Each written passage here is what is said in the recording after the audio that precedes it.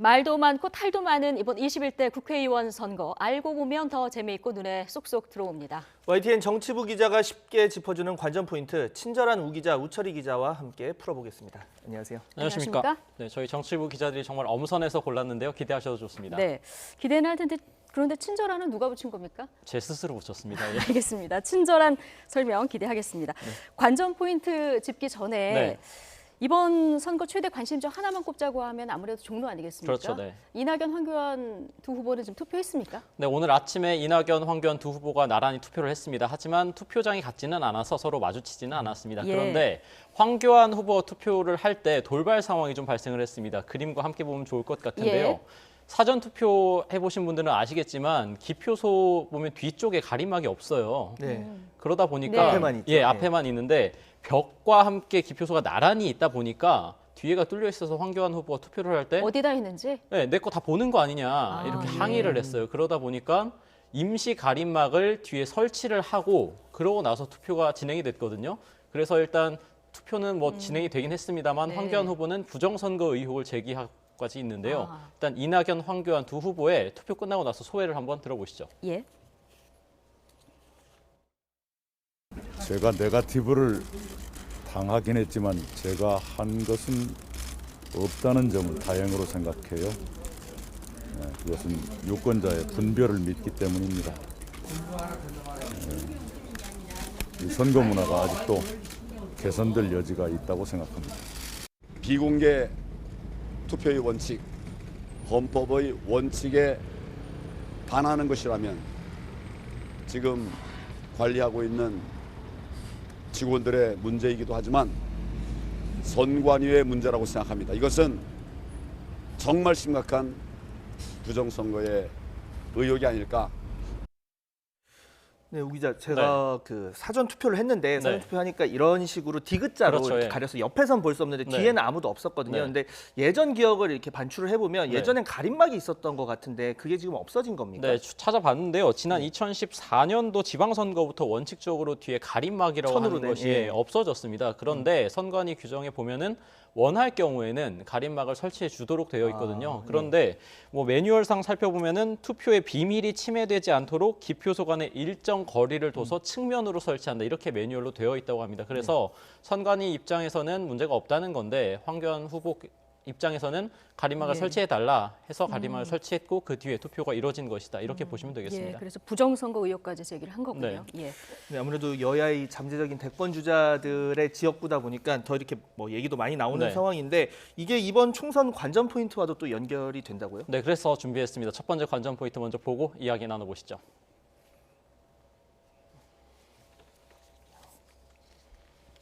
네, 나는야 대권 주자 결과 따라 울고 웃는다.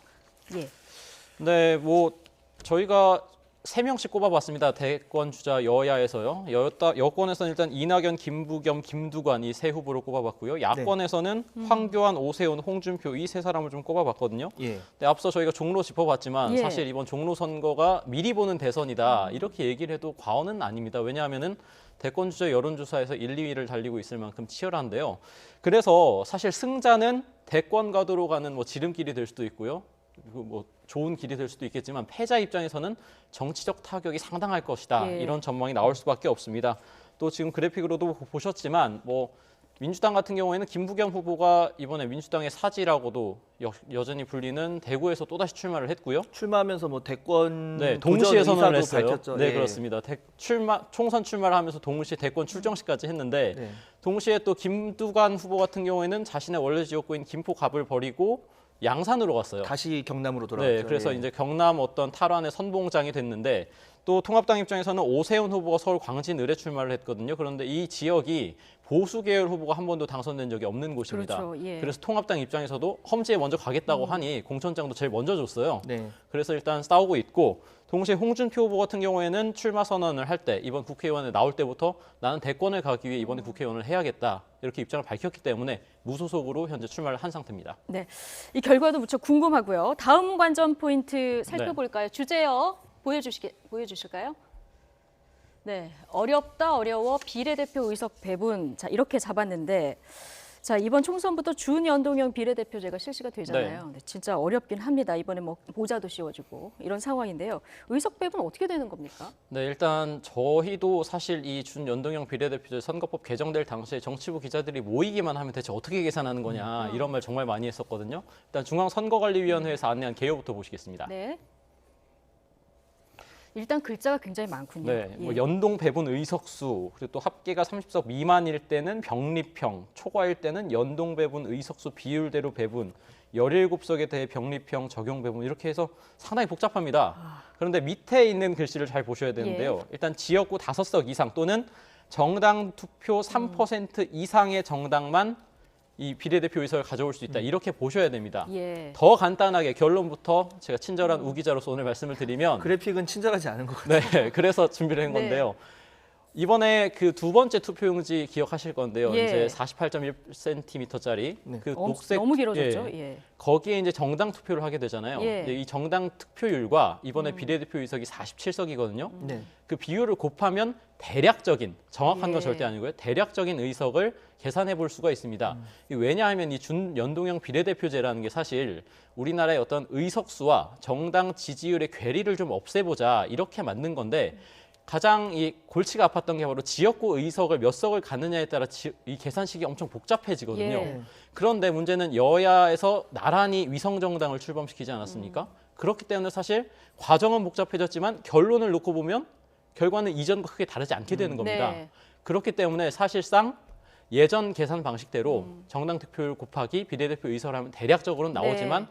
정확한 의석수 그리고 당선자 명단을 보시려면 내일 오후 5시로 예정이 돼 있는데요. 예. 중앙선거관리위원회 발표를 보셔야겠습니다. 저는 그냥 중앙선관위 발표를 보겠습니다. 예, 저렇게 계산하는 거는 시청자 여러분들 이해하기는 너무 좀 네. 어려운 이런 상황인 것 같고요. 아까 말씀하셨듯이 이제 위성정당도 등장하고 이 준연동형 비례대표 좀 만들어지면서 투표용지가 굉장히 길어졌다는 얘기 네. 했잖아요. 저희가 스튜디오에 한번 띄워보겠습니다. 얼마나 길어졌는지.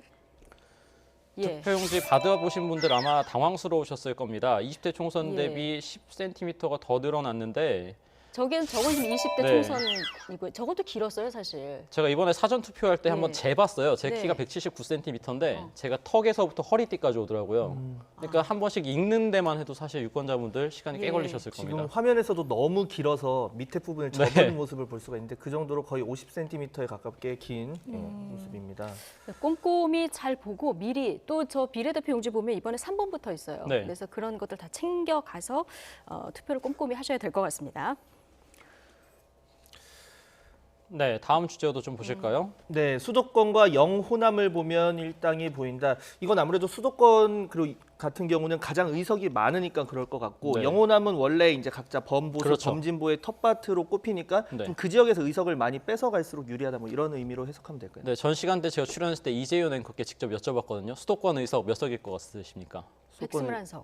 예, 예. 다들 공부를 많이 하신 것 어제 같은데. 했습니다. 네, 수도권에 121석이 걸려 있는데 전체 지역구 의석이 253석이거든요. 그러니까 절반에 가까운 겁니다. 예. 네. 그래서 일단 20대 총선 결과부터 보면요. 20대 총선 당시에 지금 지도로도 나오는데 더불어민주당이 82석, 새누리당이 35석을 차지했어요. 그러니까 거의 50석 조금 미치지 못하는 정도의 차이가 났는데 그리고 민주당이 영남, 새누리당의 텃밭이라고 할 수 있는 영남에서 상당히 선전을 했거든요. 그러다 보니까 원내 일당을 가져갈 수가 있었던 겁니다. 다만 19대 총선으로 가면 또 결과가 확 바뀌는데요. 수도권에서 19대 총선 결과를 보면 새누리당이 43석으로 20대 총선보다 더 잘했어요. 네. 그리고 영남에서는 거의 싹쓸이하다시피 했거든요. 예. 그렇기 때문에 과반이 넘는 152석을 얻을 수가 있었고 당시 민주통합당 같은 경우에는 원내 2당에 멈출 수밖에 없었던 겁니다. 예. 자, 원내 일당을 누가 차지하느냐, 뭐 이게 가장 큰 관심 아니겠습니까? 네. 다음 관전 포인트도 관련이 있는데요. 주제 함께 보시겠습니다. 이번에는 내가 국회의장. 누가 가능성이 높습니까? 관례상 그 국회의장은요 원내 일당에서 최다선 의원이 선출이 됩니다. 그런데 지금 현재 국회에서 최다선 의원이 누굴까요? 지금은 서청원 의원. 예, 8선이고요. 이번에 출마를 했습니다. 하지만 우리공화당 비례대표 2번이거든요. 근데 우리공화당이 현실적으로 원내 일당을 차지할 가능성은 낮다고 봤을 때 그럼 민주당과 통합당에서 최다선 출마 후보가 누구냐? 지금 예. 그래픽으로 나오고 있습니다. 네. 나란히 5선에 박병석 후보 그리고 예. 심재철 후보입니다. 네.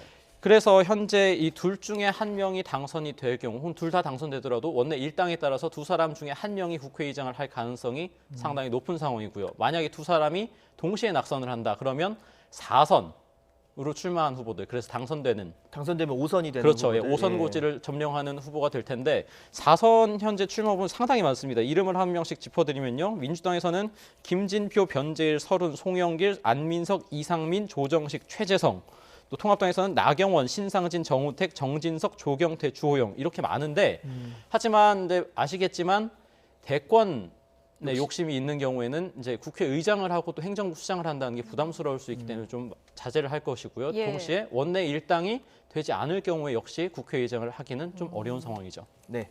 자, 다음 관전 포인트도 살펴보겠습니다. 그래픽 띄워주시죠. 네, 험지 아닌 사지에서 이긴 그들 이번에는 이라는 이 그래픽인데 사지 어디를 말하는 겁니까?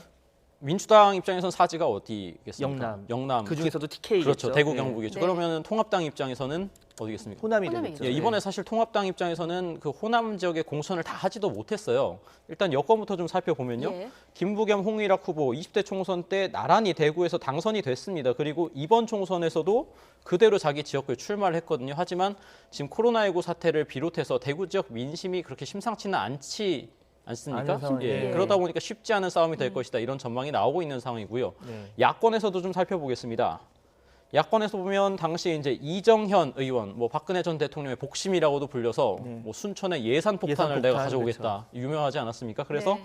순천에 당선이 됐는데 이번에는 무소속으로 원래 종로를 출마하려고 했는데 황교안 후보가 출마를 하는 바람에 영등포로 자리를 옮겼습니다. 하지만 단일화는 안 된 상태고요. 정운천 후보 같은 경우에는 원래 새누리당 출신으로 해서 전주 을에 당선이 됐었는데 이번에는 미래한국당에서 비례대표로 출마를 했습니다. 예. 자, 이번 관전 포인트도 보겠습니다. 그래픽으로 주제어 보여주시겠습니까? 예, 새로 왔습니다. 뽑아주실 거죠? 이렇게 뽑으셨는데요. 네. 앞서도 잠깐 전략 공천된 분들 몇 분 살펴보긴 했습니다만 원래 지역구로 옮긴 후보들 당선 가능성 또 네. 관심입니다. 네, 일단 여권부터 살펴보면 저희가 언급을 했었는데 김두관 후보가 가장 눈에 띕니다. 왜냐하면 네. 경기 김포갑에 현역을 두고 있는데 이번에 경남 양산을로 와서 차출이 됐죠. 예, 이쪽이. 차출이 됐거든요. 그래서 경남 지역에서 어떤 민주당 후보들을 이끌 선봉장 역할을 하고 있는데 만약에 이 지역에서 다시 당선이 된다면 또 대권 가도를 가기 위한 뭐 주춧돌이 될 수도 있겠지만 사실 지금 현재 판세로 봤을 때는 그렇게 쉽지만은 않은 싸움으로 보입니다. 그런데 이제 뭐 사지로 옮긴 사람들 사실 통합당에서는 훨씬 더 많습니다. 왜냐하면 예. 이 공천 과정에서 현역들에 대한 물갈이도 많았기 때문에 그럼 예. 지역을 옮겨서 험지로 가라 이런 요구가 좀 그렇죠. 많았었거든요. 중간에 또 통합도 하고요. 네, 예. 그래서 뭐 부산 같은 경우에는 경기 광명을에서 옮긴 이현주 의원이 있고요. 또 김용태 후보 같은 경우에는 서울 양천을에서만 3선을 했는데 이번에는 구로을. 예, 불출마했다가 전략 공천된 그렇죠. 거죠. 예. 그래서 구로을로 가서 뭐 자신이 이제 문재인 대통령의 핵심 측근을 좀 꺾어보겠다 이렇게 해서 지금 싸우고 있는 상황이고요. 이해훈 의원 같은 경우에는 자신의 지역구인 서울 서초갑을 두고 이번에 동대문 을로 옮겨서 사실 3자 구도의 덕을 좀 볼 수도 있었는데 이번에 민병두 후보가 예. 사퇴를 하면서 민주당 후보 지지를 하는 바람에 사실 구도상으로 봤을 때 좀 불리해진 측면이 좀 있고요. 예. 마지막으로 뭐 안상수 후보 같은 경우에는 원래 자신의 지역구인 인천 중강화 옹진에서 동미추홀 을로 옮겼는데 사실 이 지역이 원래 터줏대감이 윤상현 의원이거든요. 그래서 어떻게 보면 야권 후보끼리의 경쟁이 치열할 것이다 이런 전망도 나오고 또 주호영 의원 같은 경우에는 바로 옆 지역구로 옮겨서 김부겸 후보를 꺾기 위해서 사실상 자객 공천됐다 이렇게 볼 수 있겠습니다. 예. 네. 자, 마지막 관전 포인트도 그래픽으로 준비가 되어 있습니다. 한번 짚어볼까요?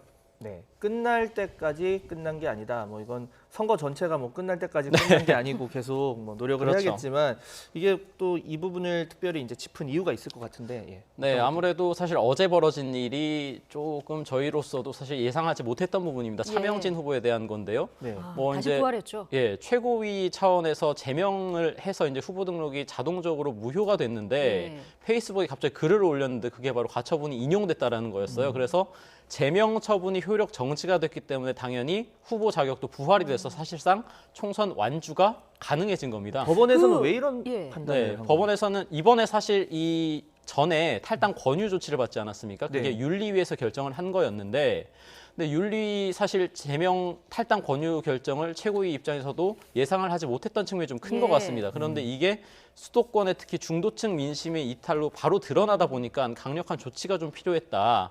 그래서 최고위 차원에서 바로 제명 조치를 한 건데 직권으로, 예, 법원에서는 이 부분이 당원 당규상에는 윤리위와 최고위를 거치게 돼 있는데 이 윤리위란 절차를 뺐기 때문에 중대한 절차상의 하자가 있다. 이렇게 본 겁니다. 예. 그러면은 최고위에서 결정을 했기 때문에 안 된다. 이렇게. 네, 윤리위를 거쳐서 최고위를 결정을 내렸어야 되는 게 예. 절차상에 맞는데 그 절차를 어겼다라는 것이 법원 판단으로 보이고요. 또 하나 짚어볼 부분이 바로 저는 인천 연수울의 민경욱 후보를 좀 네. 꼽아봤는데요. 민경욱 후보가 처음에 이제 공천 배제, 컷오프가 됐어요. 그 다음에 이제 최고위에서 제의를 요구해서 경선 예. 기회를 받아들고 경선에서 이겨서 이제는 됐구나 싶었는데 공천관리위에서 다시 또 공천을 취소했습니다. 네. 그랬는데 최고위가 이걸 다시 뒤집고 공천을 확정을 했거든요. 예. 그래서 이번 최종 결과가 어떻게 나올지 더욱더 주목이 되는 상황이고요. 또 여당 입장에서 봤을 때는 김정호 후보가 김해을에서 이제 출마를 하고 현역 의원인데 공천 배제가 됐었습니다. 하지만 재심을 요구를 했고 재심이 받아들여져서 경선 기회를 갖게 됐는데 여기서 이겨서 또 공천을 받게 된 경우도 있습니다. 예. 공천 과정에서 뭐 몇 번 번복되는 경우도 많았었고요. 네. 아까 얘기하신 막말 변수가 이 표심에 어떤 영향을 미칠지 이런 것들도 상당히 궁금합니다. 알고 보면 더 재미있는 21대 총선 관전 포인트 정치부 오철희 기자와 함께했습니다. 고맙습니다.